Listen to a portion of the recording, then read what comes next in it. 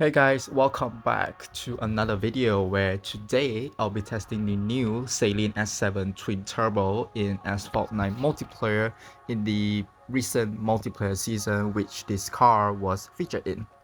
So this is a mid to high-end S-Class car and this is a great season. This was a great season to test this car in, which is Ghost Slipstream, which is the best season to use this particular car compared to the McLaren Solus GT in the previous video, which I will put link in the description below if you would like to watch it. So let's talk about like the overall thoughts of me driving this car. Like overall it's a fun car to drive in a different way compared to the McLaren Solus GT. This car is a really fun car to drive after the initial like slope, initial like bad acceleration. When it gets to a decent top speed, it's a really fun car to drive. Overall I like it, but I can't unlock it because even though it's still going out, the special event is still going on. There's like 10 days left as I'm recording this voiceover. I stuck at stage 2 because I don't have the BT62, the Braham, and also the XJR15 I don't have, so I can't continue, so I'm stuck there. But it was not like a really great, a really important car for me to unlock. It's just another like novelty car just that I just missed out on, so which is fine. But special event nowadays are just so expensive and hard to unlock. Like you need to spend like a lot of money, like real money, to even just unlock a car that is not great at the current start, you know. So I don't want to talk about that more because it's just a common thing now, a common trend now in this game. So yeah. Okay, fine. As all we are on Scotland, because okay, so here there'll be a lot of tracks, different type of tracks to let's see this car how it performs in different sort of tracks. We got straight tracks, agile oriented tracks, and you'll see how great this car is on a different tracks. So I want to talk about like the stats of the car. So the top speed is a 452 kilometers an hour, which is decently fast for S-Class. You can use it in Ghost Slipstream multiplayer. It's fast enough, but it can compete well with the high-end S-Class car as well if you drive it well. The acceleration is its worst stat. It accelerates so slow that you start at the back at the beginning, which is an advantage for Ghost Slipstream because you can nitro surf. But if you're in like classic or normal Ghost, you just start back at the beginning, and it's hard for it to get up to top speed quick when it's like tracks like Osaka, which you'll see later, Tuscany as well. Also Auckland could be a track as well that it's hard for it to get up to top speed quick, and the agile cars will be accelerate ahead of you and win the race, but you will be struggling at the back. So that is worst stat. And then we have its handling stat. The handling stat is really great. It drifts well, it doesn't lose a lot of speed, and it can do floaties and 360 as well, so which is great. And the nitro efficiency, in my opinion, is one of the best in S-Class. It doesn't deplete really fast, it holds really long, and with the combination of the bad acceleration and the really long nitro efficiency, it doesn't feel like too bad to drive, you know, because if both of those stats are really bad, it's not a great car overall, you know. And the top speed is great. Overall top speed is great. So like the acceleration is one of the worst in S-Class, or probably the worst in S-Class. And then the nitro efficiency or the nitro stat is one of the best in S-Class. It's like a combination of both. So yeah, so it's a really mixed bag car, but you get mixed results, and not like literally you get mixed result. Like if you're uh get a top speed really good track, you win. If you get a agile rendered track like Osaka in general, you won't be winning that often, so it's not that consistent. So it's not a consistent multiplayer car, but it's a car that you can just throw around multiplayer in Go Slipstream and see how it does, you know. So yeah, it's a great car, and this car reminds me a lot of the Jaguar XJR15, which was added in the previous update, or the previous update. So it's just it's a recent car as well, but that there is in A class, and its performance is similar to the Saleen as well, like high top speed, really bad acceleration, really great drifting handling stat, and also really good nitro stat. So the stat wise, it's similar to the Saleen S7, but in terms of like the competition it's facing, the XR15 is a more overpowered type car, because in A class, like not a lot of cars it's faster than him. It's like one of the fastest A class car that you can use in multiplayer. But for the Saleen, it's not the fastest car, it's mediocre in terms of speed. And the high-end S-Class cars are going like over 500 kilometers an hour. So a 50 kilometer hour speed difference, which is not great if you're in Go Slipstream.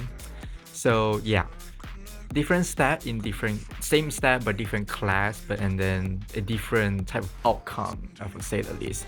So here in Tuscany, I got third place because I'm not familiar with the track yet, because it's a new track, relatively new, and I didn't get a lot of tracks that a lot of Tuscany pop out in multiplayer. So yeah, it takes some time. I got third. It was fine. I want to talk about like Tuscany in general. It's a great track. It's a great track. It's a beautiful track.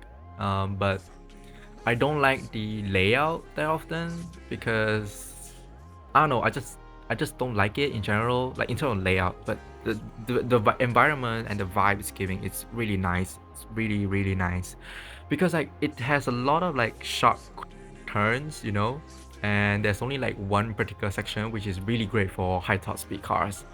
And like, to be honest, like in these past recent like tracks that come out, Tuscany, Paris, Greenland, all these tracks, besides Greenland is a mix, it's a quite balanced track for both. Paris is probably also very fairly balanced, as I'm catching up and neck and neck with this other Saleen. But here, this last turn, if your handling is really bad, you can't you lose a lot of speed. But yeah, besides the point, both of the recent tracks are really balanced, but Tuscany I think it's not that balanced, because like for example here again I'm facing Sonic Boom, you know.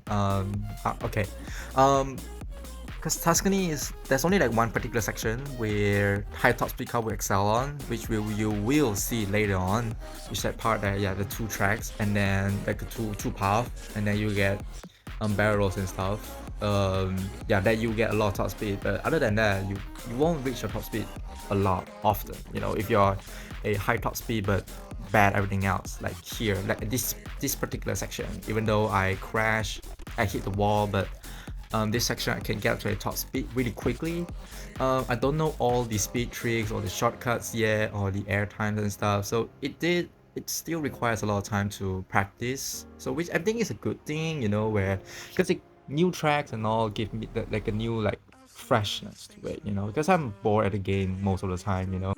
So there, the two other guys at the front, in front of me just now, wrecked. So I got to second place, and I ended up in this position. So like overall, if Tuscany is a hit or miss type of track for me, I still play it. I will still like it, but not as much as Auckland. To be fair, like I like Auckland a lot since it was first released to the game. So we're now on to Osaka, and this is a track that is not great to use this car if it's in normal like classic season, but this is Go Slipstream and I can nitro surf at the beginning, so which is great. Osaka is a really twisty track. I get used to it already, even though like at the beginning, like a lot of people hated this track because it's so agile oriented, because it's so twisty, and it favors cars like the Corvettes, the Huracans, the Vandas, all out these cars which are easy to drive, and they are so forgiving when you hit something, you know. Personally I like top speed type cars where it needs a little bit of skill, I guess to say. Like I need a skill to use them, to use their full max potential. But if I want to get up to the ranks, I'll still rather use a agile car like the Huracans, the Vandas, you know. So yeah, it's alright. And here we barely got first place, fighting against the other guy, which also in a S7 Twin Turbo. So we're now on to Shanghai, and I want to talk about these like cars in general in the game. Um, I'm planning on doing a series where underrated cars will get a shine in light, you know. There are a lot of cars that I already thought in my head, which I already own.